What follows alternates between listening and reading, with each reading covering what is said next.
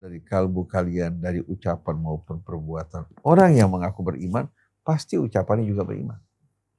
Orang yang mengaku beriman, pasti perilakunya juga sejalan dengan keimanan. Kalau terkadang dia berbuat dosa, dia tersadar, dia kembali kepada Allah Subhanahu wa Ta'ala.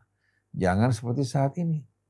Orang Islam begitu banyak, tapi tuntunan Allah tidak kita jumpai di tengah mereka.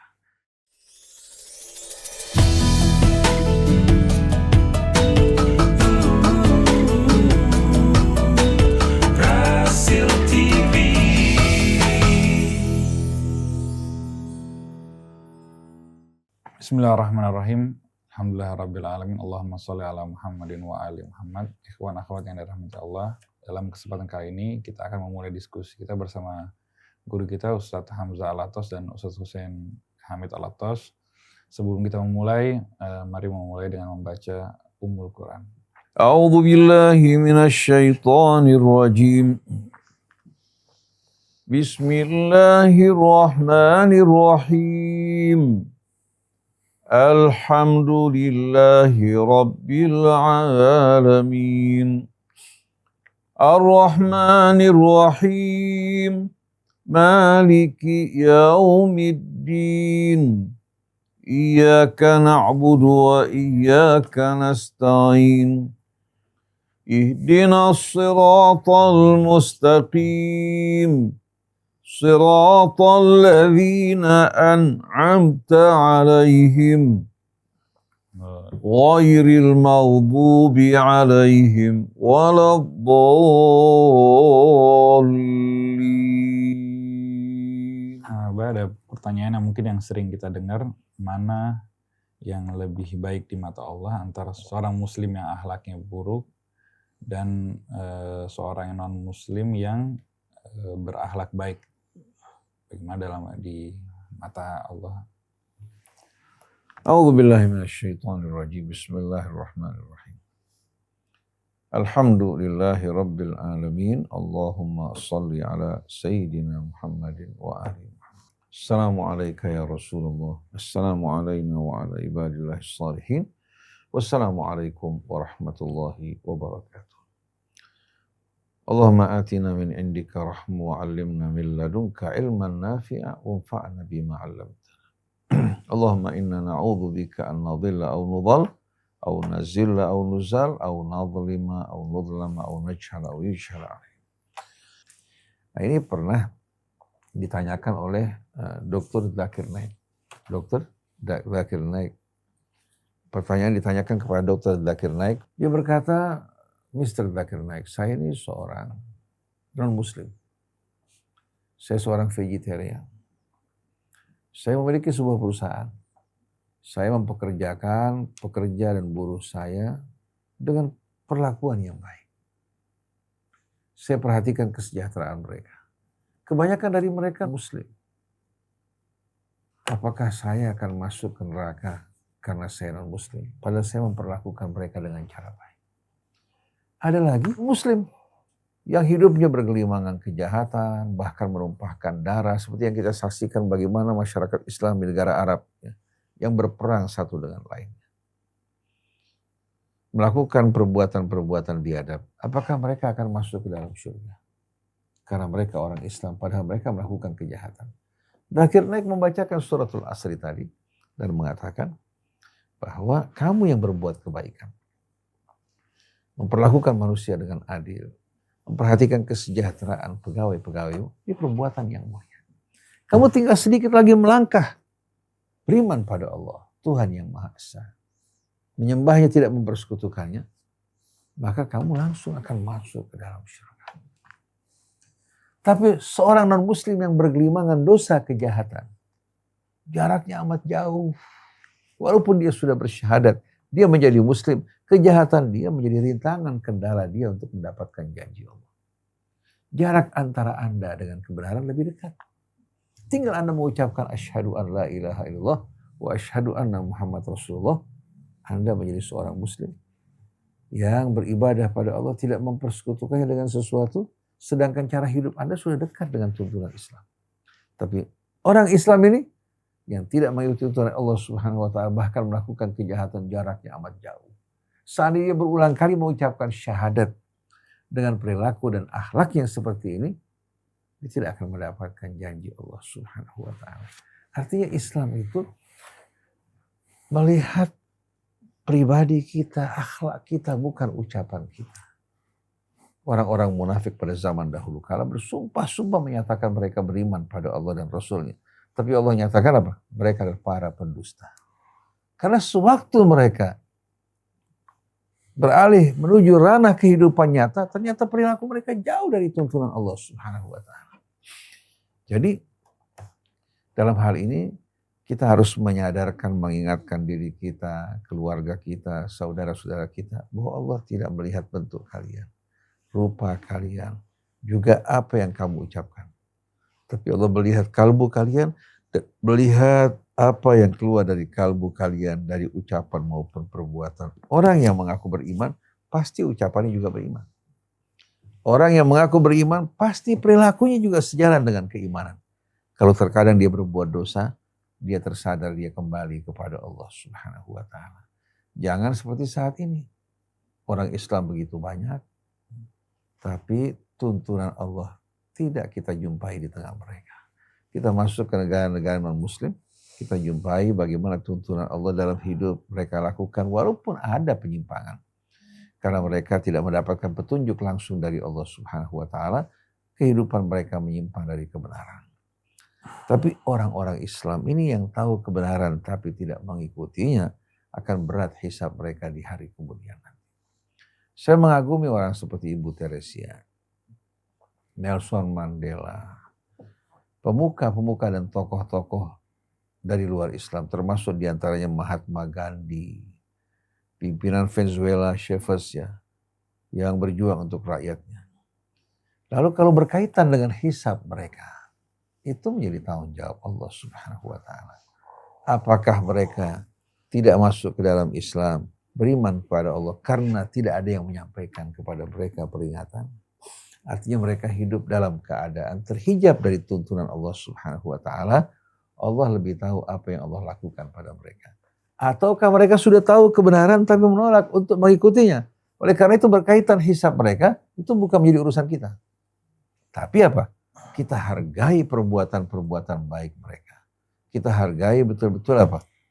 Kebijakan-kebijakan mereka. Seperti kita saksikan para pemimpin di Irlandia yang bersebelahan sama Inggris. Bagaimana mereka menunjukkan sikap mendukung Palestina, mengecam perbuatan-perbuatan biadab Israel. Kita hargai, kita hormati, kita bisa bersahabat dengan mereka. Walaupun berbeda agama.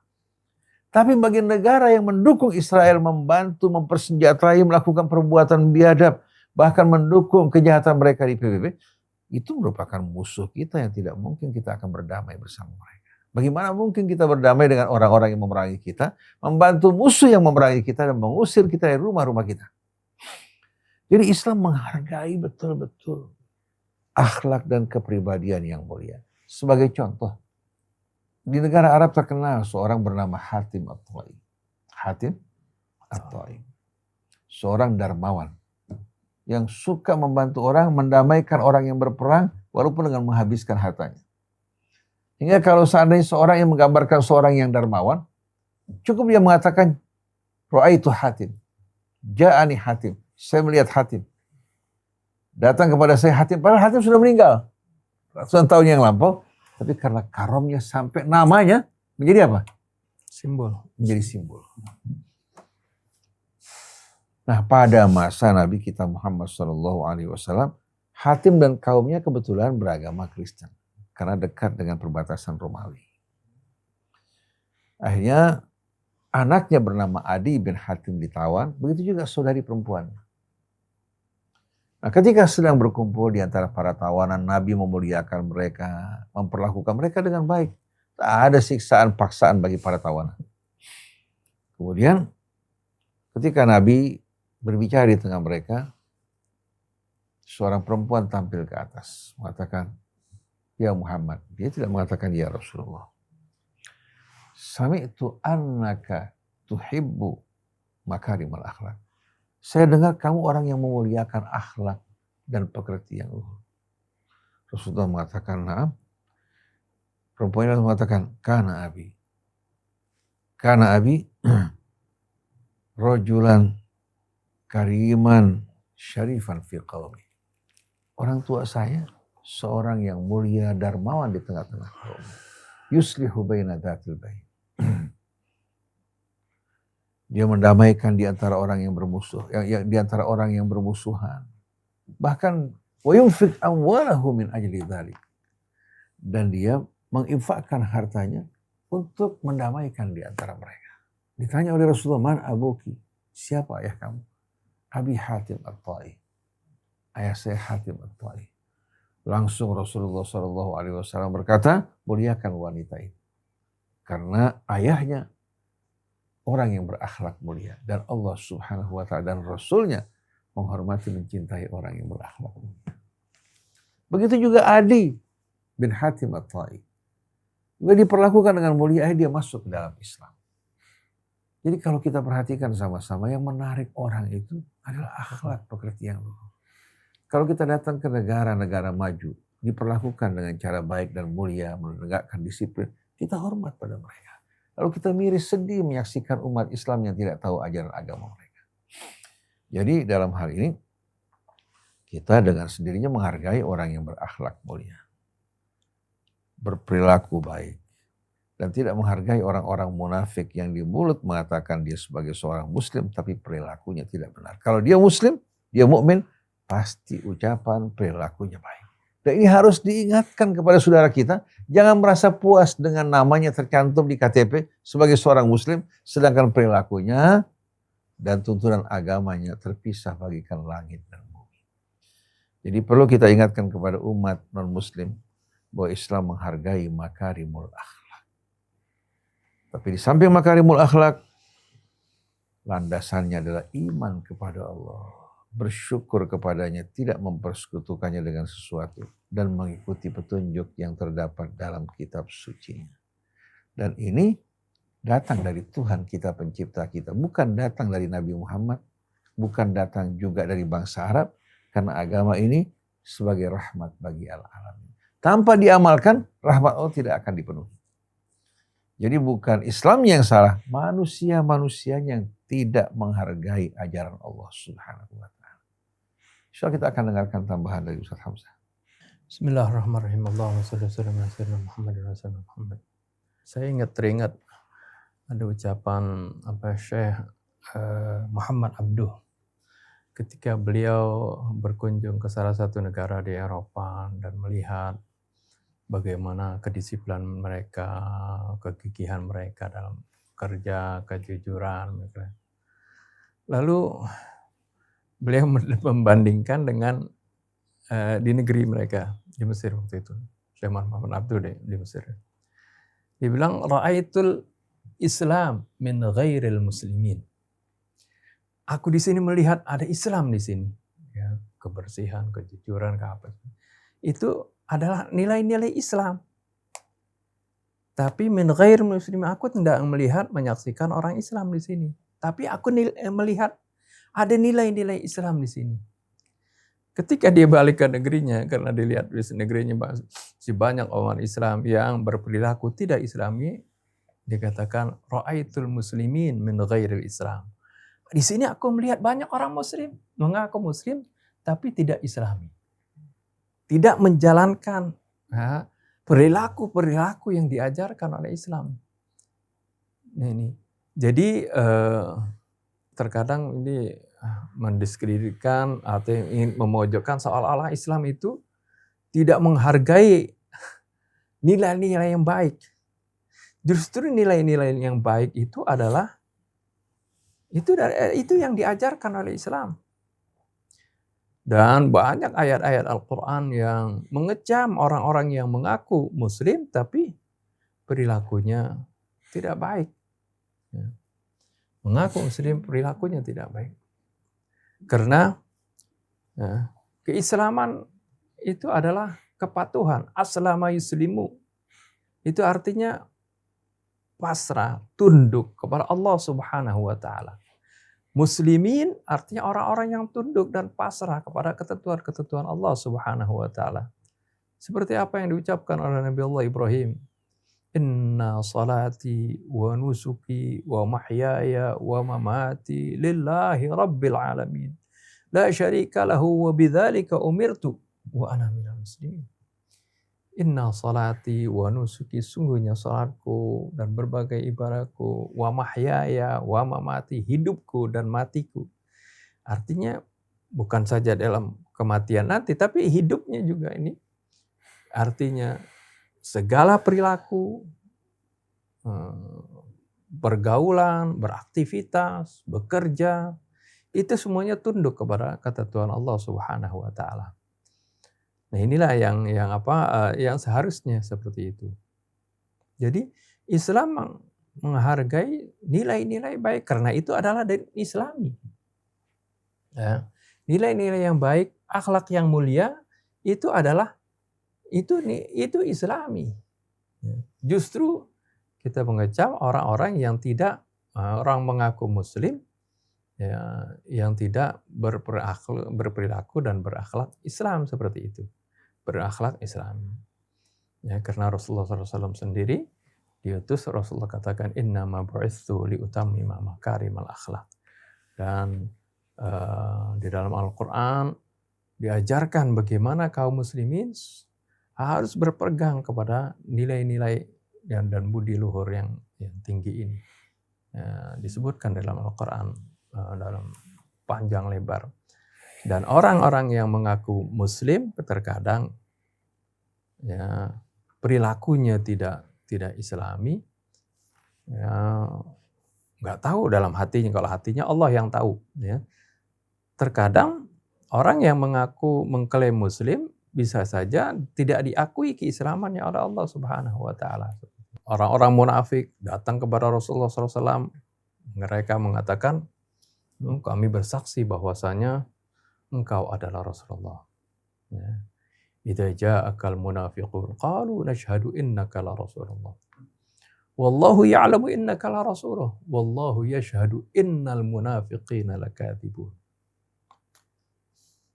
Apabila datang kepada engkau orang-orang munafik, mereka mengatakan, aku bersaksi bahwasanya engkau adalah Rasulullah. Ketika mereka mengatakan, aku bersaksi bahwa engkau Rasulullah, maksudnya mereka mengaku muslim, ya, dan diakui oleh Rasulullah SAW secara zahir, mereka orang Islam seperti itu, dan diperlakukan sebagai orang muslim. Tapi mengenai hatinya, perilakunya seperti itu, Allah tahu bahwasanya mereka dusta. Nah, inilah yang seharusnya kita hindari, ya, sikap-sikap seperti ini. Sebagai seorang muslim harusnya berperilaku harus sebenar-benar sebagai seorang muslim dengan akhlak yang mulia, agar supaya tidak menjadi noda yang akan menodai agama Islam ini.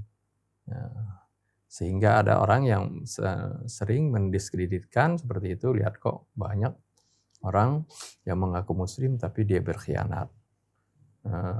Ada misalnya orang muslim dia berdusta, dia korupsi dan sebagainya. Nah, ini jadi cemoohan. Ya. Karena kebetulan ya, di negaranya memang negara mayoritas muslim seperti itu. Seperti ini. Nah, ini jadi cemoohan. Oleh karena itu kita selalu mendakwahkan, selalu mengumandangkan, menyerukan, hendaklah kita ikuti tuntunan Allah Subhanahu wa taala dalam Al-Qur'an, dan juga ikuti akhlaknya Nabi kita Muhammad SAW, yang mana Rasulullah mencontohkan dan Rasulullah mendidik bagaimana agar supaya kita antara hati kita, perilaku kita ini sejalan dengan apa yang kita ikrarkan sebagai seorang muslim, agar supaya nanti tidak ada lagi yang mau membandingkan seperti itu. Bandingkan dengan tujuan untuk mendiskreditkan Islam dan kaum muslimin. Allah a'lam. Ketika Gaza diserang, kita jumpai ternyata sebagian besar negara Arab tidak bersimpati. Ya. Bahkan mereka di belakang memberikan dukungan pada Zionis. Sambil mengatakan sebaiknya Netanyahu melenyapkan sisa-sisa orang-orang Palestina. Supaya kita tenang, tidak lagi ada peperangan dan kita bisa berdamai dengan Israel. Itu diucapkan oleh tokoh-tokoh di negara Arab. Bahkan salah seorang dari mereka dalam sebuah dialog mengatakan Israel punya legitimasi terhadap Palestina. Itu merupakan tanah yang dijanjikan Allah bagi mereka. Dia lupa bahwa janji Allah untuk hamba-hambanya yang beriman. Yang Allah akan wariskan bumi bagi mereka, bukan bagi orang-orang Yahudi Zionis yang menentang perintah Allah untuk berperang merebut kota Yerusalem tersebut.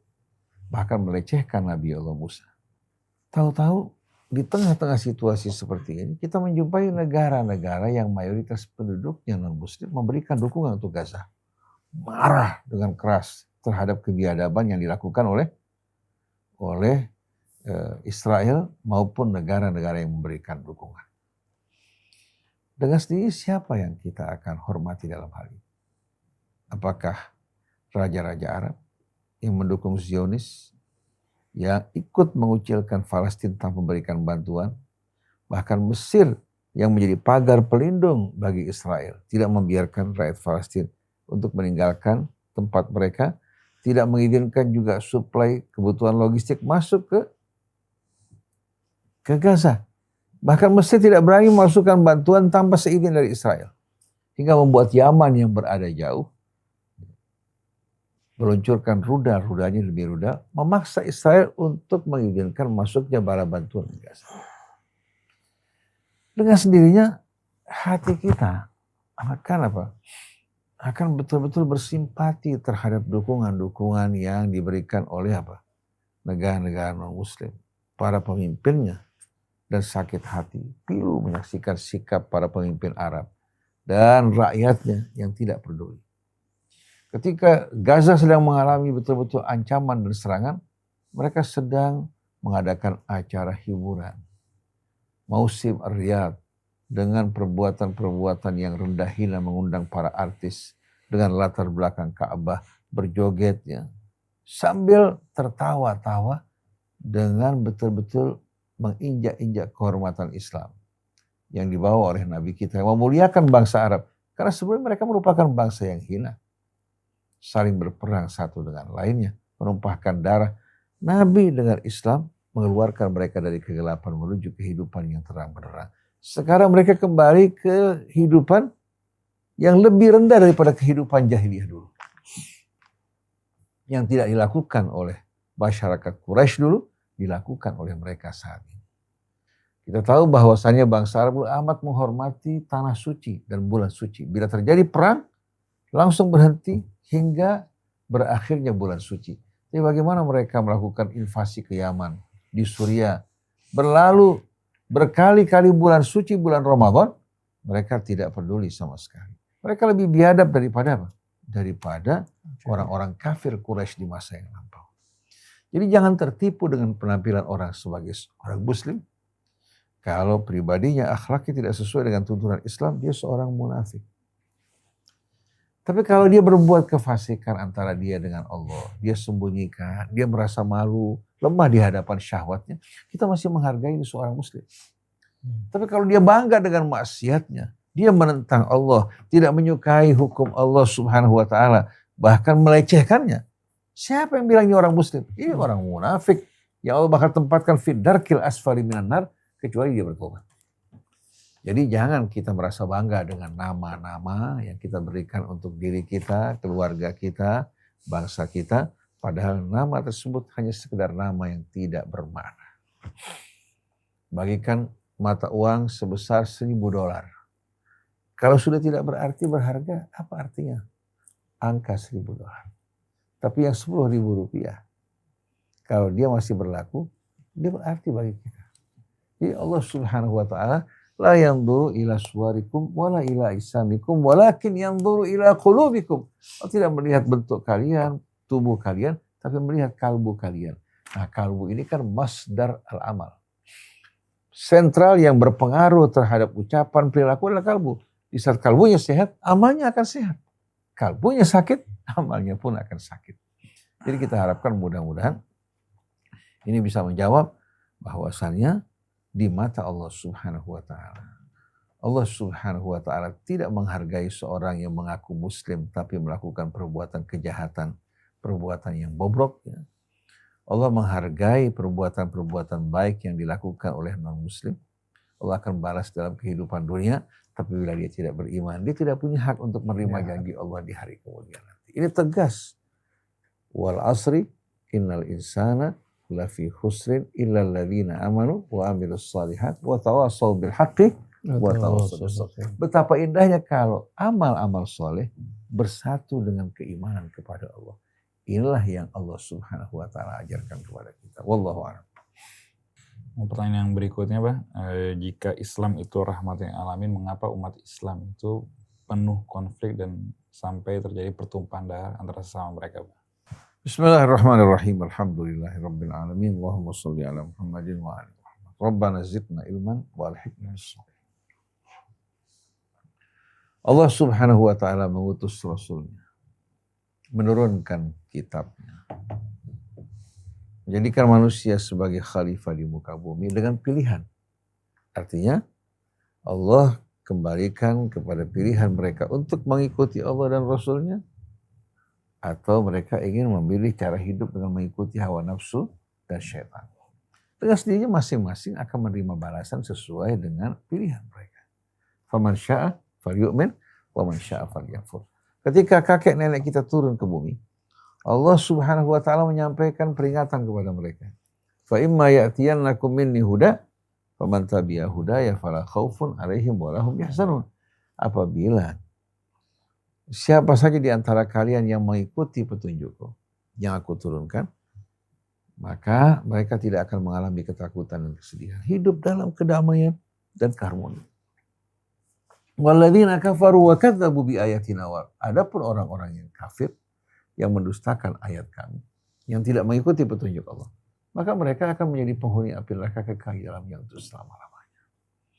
Nah, konsekuensi logis dari kebebasan yang Allah berikan kepada manusia, sebahagian mereka akan memilih untuk mengikuti Allah dan Rasulnya, sebahagian memilih untuk mengikuti hawa nafsunya. Dan dua kekuatan ini pasti akan terus menjalankan apa? Dan melakukan pertarungan untuk apa? Mewujudkan eksistensi mereka. Yang beriman kepada Allah, yang mengikuti petunjuk Rasulnya, mereka dengan sendirinya akan berjuang untuk memperjuangkan kebenaran dan kehidupan sesuai dengan kebenaran. Sedangkan orang-orang yang ingkar kepada Allah, kepada Rasulnya, begitu juga orang-orang munafik yang menyembunyikan keingkaran, menampakkan keislaman di luar, mereka juga tidak akan berdiam. Mereka terusik, terganggu dengan cara hidup yang dibawa oleh Rasul, yang diajarkan oleh Allah, yang menghalangi kemerdekaan mereka, kebebasan mereka, cara hidup yang mereka pilih. Nabinya rahmatan lil alamin. Kemudian kitab sucinya juga membimbing menuju kehidupan yang lebih indah. Tapi karena manusia di muka bumi ini sebagai khalifah yang diberikan pilihan dan kehendak, ada juga hawa nafsu pada mereka. Konsekuensi logis dari pilihan ini, di saat kekuatan-kekuatan yang tidak benar berkuasa, pasti akan menimbulkan kezaliman, kerusakan, bahkan menghalalkan pertumpahan darah. Jangan kita tertipu dengan penampilan dan pandangan negara-negara Arab itu merupakan negara Islam. Kenapa? Belum tentu mereka ya yang mengaku sebagai umat Islam hidup di negara Islam, bahkan terdapat 2 kota suci di tempat mereka, mereka akan setia kepada Allah dan Rasul.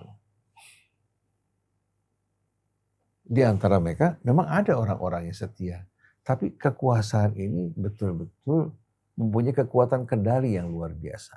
Walaupun terdapat orang-orang yang saleh, yang baik, tapi tidak terlihat karena kekuasaan yang zalim, yang memaksakan kekuatannya ya, untuk apa? Mengikuti kehendak dan kemauan mereka. Jadi ketika Allah mengatakan wa ma arsalnaka illa rahmatan lil alamin, tetap misi Nabi kita tidak akan apa? Tidak akan sama sekali tercoreng, tidak akan berubah dengan perilaku umat Islam yang menganut gaya hidup yang tidak sesuai dengan petunjuk Allah Subhanahu wa taala. Kalau umat Islam semua kembali pada Allah, bersatu di jalannya, menegakkan hukum Allah dengan penuh keadilan, baru rahmat Allah Subhanahu wa taala akan dipenuhi. Sebagaimana seorang sakit, katakan pneumonia, infeksi pada saluran pernafasan. Dokter periksa, setelah jelas penyakitnya, dokter berikan resep dan obat. Tapi ternyata resepnya tidak ditebus. Atau resepnya ditebus, tapi obatnya tidak diminum. Kira-kira harapan untuk sembuh ada nggak? Ada nggak kira-kira harapan untuk sembuh? Ya. Jadi janji Allah baru dipenuhi kalau kita melaksanakan apa-apa yang Allah Subhanahu wa Ta'ala ajarkan bagi kita. Tapi kalau kita menentang dan tidak mengikuti, bagaimana janji Allah Subhanahu wa Ta'ala akan dapat diwujudkan? Pada masa Nabi, janji Allah diwujudkan. Wa'adallahu alladhina amanu minkum wa amilus salihat la yastakhlifannahum fil ardi kama istakhlafal ladhina min qablihim wa la yumakkinanna lahum dinahum alladhi irtadha lahum wa la yubaddilannahum min ba'di khawfihim amna ya'budunani la yusyrikuna bi syai'. Allah menjanjikan orang yang beriman dari kalian dan mengerjakan amal soleh untuk menjadikan mereka sebagai pemimpin khalifah Allah di atas muka bumi. Dan Allah Subhanahu wa Ta'ala akan mengukuhkan agama mereka, di mana agama itu yang betul-betul mengatur seluruh kehidupan mereka. Dan akan mengubah ketakutan mereka yang tadinya hidup dalam ketakutan, hidup dalam damai di bawah naungan Islam. Tapi bukan berarti janji Allah sifatnya memaksa. Janji Allah ini apabila diikuti, dipatuhi. Faman kafara ba'da dzalika faulaika humul fasiqun. Yang kafir setelah itu maka mereka orang fasik. Jadi jangan disalahkan ajaran Allahnya. Jangan disalahkan juga Nabi yang menjadi rahmat bagi al-alamin. Tapi manusianya tidak menghargai sama sekali tuntunan Allah. Maka mereka tidak akan mendapatkan janji Allah Subhanahu wa Ta'ala. Jadi walaupun Indonesia mayoritas beragama Islam, janji Allah tidak akan sama sekali dipenuhi hingga mereka menjalankan petunjuk. Jangan mereka menagih dari Allah, tapi mereka tidak menjalankan persyaratan yang Allah ajukan pada mereka. Betul tidak? Ini merupakan satu fakta yang tak dapat diingkari. Jadi walaupun umat Islam banyak, tapi kebanyakan mereka jauh dari tuntunan Allah Subhanahu wa Ta'ala. Yang ada mereka justru mengajak manusia berkelompok-kelompok dan bergolong-golongan. Waliyahumillah. Subhanakallahumma bihamdik. Asyhadu an la ilaha illa anta astaghfiruka wa atubu ilaik. Wassalamualaikum warahmatullahi wabarakatuh. Sekian ikhwan akhwat diskusi kita dalam kesempatan kali ini. Mungkin kalau ikhwan akhwat ada yang mau ditanyakan bisa ditulis di kolom komentar. Sekian. Wassalamualaikum warahmatullahi wabarakatuh. Waalaikumsalam.